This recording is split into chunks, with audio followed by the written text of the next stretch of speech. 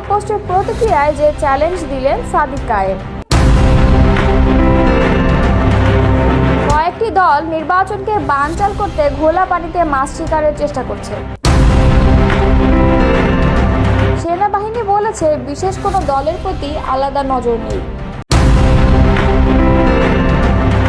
মির্জা ফখরুল মন্তব্য করেছেন, আরও একটি ১-১১ ঘটা অস্বাভাবিক নয়। এতক্ষণ শুনছিলেন সংবাদ শিরোনাম, এবারে বিস্তারিত। সদরের মিলিটারি অপারেশনের পরিচালক কর্নেল শফিকুল ইসলাম বলেছেন, বিশেষ কোনো দলের ক্ষেত্রে আমাদের আলাদা কোনো নজর নেই। আমরা দায়িত্ব পালনের ক্ষেত্রে সকলকেই আমাদের কাছে সমানভাবে দেখেছি। যেখানে জনদুর্ভোগ বা জীবন নাশের হুমকি থাকে সেখানে আমরা কঠোর হই বা জনসাধারণকে সহায়তা করে থাকি। বৃহস্পতিবার বিকেলে ঢাকা সেনানিবাসের অফিসার্স মেস এতে আয়োজিত প্রেস ব্রিফিংয়ে এক প্রশ্নের জবাবে তিনি এসব কথা বলেন। গোপালগঞ্জে এনসিপি নেতাদের সহযোগিতার প্রসঙ্গ তুলে বিশেষ কোনো রাজনৈতিক দলের প্রতি সেনাবাহিনীর দুর্বলতা আছে কিনা জানতে চাইলে সেনা কর্মকর্তা এসব বলেছেন। এ নিয়ে তিনি তার বক্তব্যে বলেছেন, সেখানে আমরা যদি আমাদের দায়িত্ব সঠিকভাবে পালন না করতাম তাহলে হয়তো আরও হতাহত বা জীবননাশের সম্ভাবনা থাকতো। তো সেই হিসাবে আমরা এটা করেছি। এখানে জীবন বাঁচানোই মূল লক্ষ্য ছিল, অন্য কিছু না। সেনাবাহিনী কখনো কোনো রাজনৈতিক দলকে বিশেষভাবে সহায়তা করেনি বলেও দাবি করেন শফিকুল ইসলাম। তিনি আরও বলেন, যে কোনো রাজনৈতিক দল কোথায় তাদের সভা সমিতি ও বৈঠক করবে তা সাধারণত স্থানীয় প্রশাসন ও পুলিশের কাছে ক্লিয়ারেন্স নিতে হয়। উল্লেখ্য, গত 16 জুলাই গোপালগঞ্জে জাতীয় নাগরিক পার্টির কর্মসূচিতে দফায় দফায় হামলা চলে। ওই ঘটনায় সংঘর্ষে 5 জন নিহত হন। সেখানে সেনাবাহিনী প্রাণঘাতী অস্ত্র ব্যবহার করেনি উল্লেখ করে শফিকুল ইসলাম বলেন, এটা একটা অনাকাঙ্ক্ষিত পরিস্থিতি ছিল, যেখানে ইট পাটকেলেই শুধু নিক্ষেপ করা হয়নি, এখানে ককটেল নিক্ষেপ করা হয়েছে।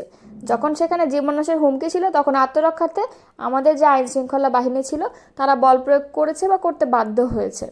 এখানে প্রাণঘাতী কোনো অস্ত্রের ব্যবহার করা হয়নি। গোপালগঞ্জে সহিংসতার ঘটনায় সত্য উদ্ঘাটনে অবসরপ্রাপ্ত একজন বিচারকের নেতৃত্বে গঠিত তদন্ত কমিশন গঠন করে সত্য উন্মোচনে সক্ষম হবে বলে আত্মপ্রকাশ করেন তিনি। বিএনপির যুগ্ম মহাসচিব ও নরসিংদী জেলা বিএনপির সভাপতি খায়রুল কবির খোকন বলেছেন, বিএনপিকে ঠেকাতে একটি পক্ষ আদা জল খেয়ে মাঠে নেমেছে। তিনি প্রশ্ন রেখে বলেন, জনগণ যদি বিএনপিকে ভোট দেয় তাহলে আপনাদের সমস্যা কোথায়? বলেন, যারা রাজনীতিতে এতিম ও দেউলিয়া নির্বাচন করলে যাদের জামানত বাজেয়াপ্ত হবে সেই দলগুলো ঘোলা পানিতে মাছ শিকারের চেষ্টা করছে। নির্বাচনকে প্রশ্নবিদ্ধ করতে তারা নানামুখী ষড়যন্ত্রে লিপ্ত। এর মাধ্যমে পতিত ফ্যাসিবাদীদের রাজনীতিতে পুনর্বাসনের সুযোগ সৃষ্টি করা হচ্ছে। বৃহস্পতিবার দুপুরে মার্চ ফর জাস্টিস উপলক্ষে জাতীয়তাবাদী আইনজীবী ফোরাম নরসিংদী ইউনিট আয়োজিত পদযাত্রা কর্মসূচিতে প্রধান অতিথির বক্তব্যে এসব কথা বলেন তিনি।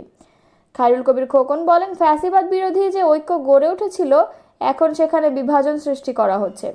বিনা কারণে উস্কানিমূলক বক্তব্য দিয়ে বিএনপির বিরুদ্ধে বিষোদ্গার করা হচ্ছে, অথচ আমরা কারো প্রতিপক্ষ নেই। তিনি আরও বলেন, বিচার বিভাগ ও প্রশাসনে এখনও ফ্যাসিবাদের দোষর রয়েছে। যারা মানবতা বিরোধী অপরাধ করেছে তাদের সঙ্গে কোনো আপোষ নয়, তাদের অবশ্যই বিচারের আওতায় আনতে হবে। তিনি জাতীয় নির্বাচনে পিআর পদ্ধতির প্রস্তাব নিয়ে বলেন, নির্বাচনে অংশ নিতে ভয় পায় বলেই তারা এই ধরনের প্রস্তাব দিয়ে পরিস্থিতি ঘোলাটে করার চেষ্টা করছে। ফ্যাসিবাদ প্রসঙ্গে তিনি বলেন, আগামী 100 বছরেও আওয়ামী লীগ বাংলাদেশে ক্ষমতায় ফিরতে পারবে না। জনগণ তাদের রাজনীতি করার অধিকার বাতিল করে দিয়েছে, তারা এখন ইতিহাসে গহ্বরে চলে গেছে। জামায়াত ও এনসিপির প্রতি ইঙ্গিত করে তিনি বলেন, আপনাদের ভুলের কারণে যদি ফ্যাসিবাদ ফিরে আসে তাহলে তার সমস্ত দায়ভার আপনাদেরকেই নিতে হবে। পদযাত্রা অনুষ্ঠানে সভাপতিত্ব করেন জেলা আইনজীবী ফোরামের সাধারণ সম্পাদক অ্যাডভোকেট মাসুদুল আলম ভূঁইয়া। অনুষ্ঠানে আর উপস্থিত ছিলেন জেলা আইনজীবী সমিতির সভাপতি অ্যাডভোকেট আব্দুল মান্নান ভূঁইয়া, কাজী শিশির আহমেদ প্রমুখ। বৃহস্পতিবার সন্ধ্যায় সুপ্রিম কোর্টে জাতীয়তাবাদী আইনজীবী ফোরামের এক অনুষ্ঠানে মির্জা ফখরুল মন্তব্য করেছেন, পিআর পদ্ধতি নির্বাচন নিয়ে বিএনপি মহাসচিব বলেন, পিআর পদ্ধতি একটি অলীক ধারণা। দেশের মানুষ যা বোঝে না, একটি মহলে দেশের গণতন্ত্র চলতে দিতে চায় না, এমনকি শেখ মুজিবও চায়নি। এ সময় তিনি ফেব্রুয়ারির মধ্যে নির্বাচন আয়োজনের দাবি করেন। তিনি বলেন, আর দেরি করা ঠিক হবে না। ফেব্রুয়ারিতে নির্বাচন না হলে ডক্টর মোহাম্মদ ইউনূসের সম্মান ক্ষুণ্ণ হতে পারে। বিএনপির মহাসচিব বলেন, জুলাইয়ের স্পিরিট থেকে বাংলাদেশ সরে গেছে। এখন ঐক্যের জন্য নয়, এখন আমরা নিজের জন্য লড়ছি। তরুণরা এখন চাঁদার জন্য চিঠি দিচ্ছে। এই অবস্থায় বিএনপি সংস্কার চায় জানিয়ে তিনি বলেন, সংক্ষেপে সংস্কার করা যেত, কিন্তু সরকার সংস্কারের কথা বলে অনেক জিনিস নিয়ে আসছে, যেমন পিআর।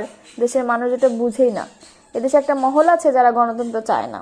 জাতীয় নাগরিক পার্টির আহ্বায়ক নাহিদ ইসলামের জুলাই বিপ্লবকে কেন্দ্র করে ফেসবুকের পোস্টের পরিপ্রেক্ষিতে পাল্টা প্রতিক্রিয়া জানিয়েছেন ছাত্র শিবিরের কেন্দ্রীয় কমিটির প্রকাশনা সম্পাদক মোহাম্মদ আবু সাদিক।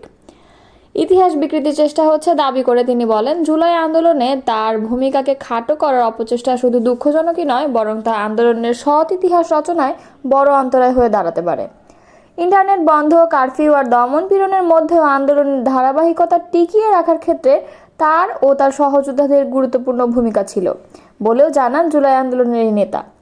সাদিক কায়েম বলেন, আমি আমার যতগুলো বক্তব্য রেখেছি, আপনারা যদি 5 আগস্টের পর সেগুলো দেখেন তাহলে দেখবেন আমি সব জায়গায়ই বলেছি, জুলাই বিপ্লবের যদি কোনো মাস্টারমাইন্ড থাকে, যদি কোনো নায়ক থাকে, তাহলে তারা হলেন আমাদের শহীদরা এবং আমাদের গাজীরা। তাদের আত্মত্যাগের মাধ্যমে আমরা একটি ফ্যাসিবাদ মুক্ত বাংলাদেশ পেয়েছি। তিনি বলেন, জুলাই বিপ্লব ছিল আপামর জনতার স্বতঃস্ফূর্ত বিস্ফোরণ। এখানে সব মতের মানুষ নিজেদের ব্যক্তিগত মতভেদ ভুলে গিয়ে একটি কমন লক্ষ্য ফ্যাসিবাদ মুক্ত বাংলাদেশ বিনির্মাণের জন্য একত্রিত হয়েছিলেন।